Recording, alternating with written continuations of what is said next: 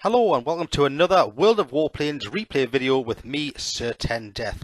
This time we are looking at another tech tree plane. It's the German Tier 3 heavy fighter, the Fw-57. And this replay is a kind of review, sort of a little bit of just footage of a playback going on and my personal opinion. So as normal, there'll be a game playing in the background which I've played myself using this vehicle, using this plane, and given my opinions as the game plays about why I'm doing things and what's working well and what's not, and then my overall view on the plane itself as to whether it's worth actually playing. Remember, as always, these are just my opinions and there are people out there who will almost certainly disagree. It doesn't mean that I'm right and they're wrong. I'm not that arrogant. It's really just down to what you like playing in the game. So here we are playing a game, and as a general rule I play more fighters and multi-roles than heavy planes and ground attack aircraft, but in the interest of trying to balance out my YouTube channel, I am trying to diversify a bit and try some other things out, and also develop my skills in these areas and get better at the heavy planes. So here we are, and I'm just trying to go to some higher ground, because heavy fighters often play better by doing a boom and zoom run from above, unleashing their very powerful cannons. I have to say, this, by the way, is a stock plane, and it therefore can be improved and do better than I managed to do in this match, which is not bad if I do say so myself. So what's this plane all about then? Well, as I said earlier, it's a tier 3 heavy fighter, and by definition that means it's big and heavy, which means it's also pretty slow and not very good at manoeuvring. These are almost the polar opposites of the fighter class, where a fighter class has got a small amount of hit points but can nip around quickly and easily, get from place to place. Heavy fighters, you can see just by watching how slowly it turns. Now it excels at this. If you can get on the tail of somebody and open up its cannons, it can really do pretty well, and it does that just there. Now I'm probably playing this a little bit too aggressively, because I'm almost playing it as a dogfighting plane, but at a high altitude. I'm about 1,300 feet up, so I'm staying away from the low level planes, which can really circle me quite easily, and just trying to do my little part, my part of the game, by picking off these guys. In the case like that, when a fighter flies past, you can do little bits of damage on them, but you really can't keep up with them. You simply can't tail them the way you can in another fighter yourself. And there's that plane I was just shooting, just zipped past me again. So this heavy fighter, then, well, it's got 350 hit points, which is quite nice. At tier 3, that will serve you quite well. I mean, that's over double most fighters and multi-roles, so you can take a little bit of a beating. It's got its guns, even the stock guns, have got a pretty effective range. They will operate at a range of around about 580 meters, which means you can start shooting before most fighters can shoot back at you, because most fighters shoot at around the 420 to 440 range, so you can do a little bit there. It's obviously got a rear gun as well, which is not bad. It's okay, it helps a little bit, and it's also capable, when it's upgraded, of carrying bombs as well. This one I haven't got bombs on, because as I said earlier, this is a stocked aircraft. The trade-off is, of course, it's a very slow plane. It's slow moving. It's doing about 300 kilometers an hour, and look how slowly it turned. Its turning circle is pretty much like that of a barge. Very, very slow to turn. Now, right now you can see I've got an enemy on my tail. This is the worst thing that can happen for a heavy fighter. Is trying to shake somebody off. Even I've switched to rear gunner mode now, and I'm trying to do some damage, but he's going to outscore me, and he does. He finishes me off. So I've just switched back to the second sortie. That first one was okay. Wasn't spectacular. I did alright, but not stunningly well. I'm hoping to do a bit better this time. Its manoeuvrability, I mentioned earlier, it has a manoeuvrability rating of only 344, which is pretty poor when you consider that the typical fighters are up in the 900 and 1000 area, and the multi-roles often in the 700 or 800s. To have manoeuvrability of 344 means you are not going to chase many things down. But this is food and drink to a heavy fighter. Another big heavy plane going away from you, and you can get on his tail, and he's never going to outmaneuver you.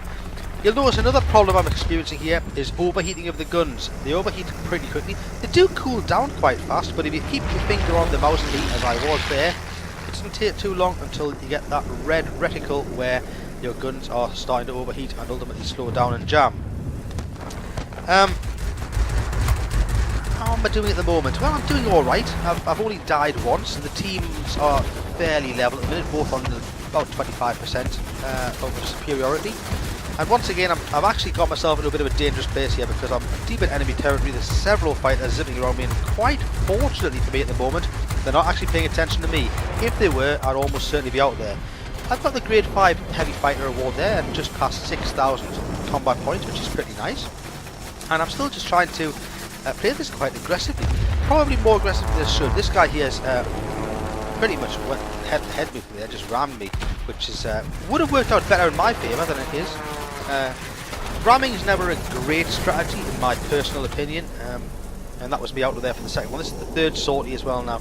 Yeah, it's never a great strategy to ram, but if you're going to do it, if you're in a heavy aircraft and you hit something small and made of balsa wood like a biplane, then chances are you'll come off better than he will. Of course, the reverse applies. If you're in a little light aircraft, do not drive into something big and heavy. It will not end well. So what I'm doing now is our team have now got ahead of the game. We've passed the 50% superiority mark. I love getting those. That was an Avenger popped up on the side there. It means I killed the guy that killed me. And it always feels quite satisfying to do that. So I'm on my third sortie. The squall line's coming in soon, so there'll be no more runouts for me. This is quite nice when you see somebody going the other way and he's not moving too fast to outrun you to pick him off. Puts me on 7,500 combat points. And it's starting to look now as though we're going to win the game because they've pretty much stagnated around the 25% mark. We're on about the 60% mark. And now I can just go to work, trying to help out the team. You'd see I'm having real difficulty keeping up with anybody, but what's perfect for this kind of aircraft is anyone who is already engaged fighting somebody else. In other words, looking the other way. And if they're looking the other way and they're not really interested in me, well, this guy is trying to get behind me, but he's on low hit points. I was trying to get the rear gun onto him there, but the rear gun has got quite a limited range. And I was just kind of hoping, I was actually almost hoping there he was going to drop in straight behind me, because I noticed he only had about 30 hit points left, and that rear gunner would have finished him off very nicely. So now I'm just trying to push out of there, trying to get a little bit of altitude, so I can turn around and try another boom and zoom. Boom and zoom, for those that don't know what it is, basically means zoom and boom. I said it the wrong way around. Is to zoom in to get some altitude, to fly in at high speed, unload the guns on somebody unsuspecting, hopefully finish them off in one pass, and then get out of dodge and repeat, rinse and repeat. It's a preferred playstyle of many players.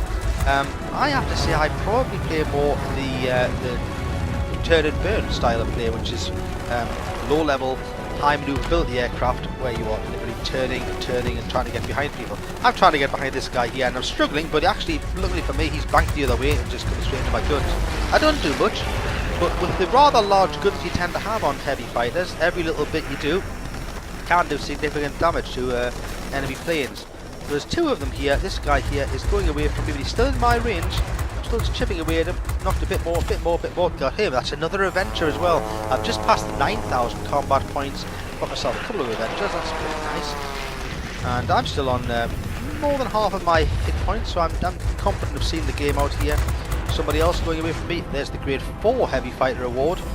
And just looking to finish the game off. The game's almost won now. Can I do anything else? There's somebody over here. Can I just help out? Lock onto him a little bit. Yeah, a little bit more damage, a bit more. Can I finish him off? Somebody else does, and that's the end of the game. Overall then, how did we do? 11,700 combat points. That's pretty high in a tier 3. Flying Start award, supporting fire award. The oh, that's a good one. That Hunt for the Hawk award. That's quite a new one. Yeah, that's the Class 4 Heavy Fighter award. I finished first in the team overall. I'll just cut to the end plates now. We'll have a look at how this did. Remember, this is a tier 3 regular plane. And how's that doing? That's quite a lot of credits to have pulled in on a regular plane that's non-premium. Now, some of this is because of the events that we're running. You'll see them listed down towards the bottom there. Would I recommend this? Well, if you want to change to the fighters that nip around and fly at high speed, it could make quite a nice change.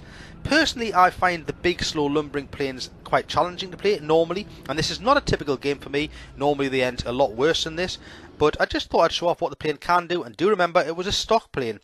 As ever, I hope the video has been enjoyable. Do like it, do share it, do subscribe. I will keep them coming. Thanks very much. Goodbye.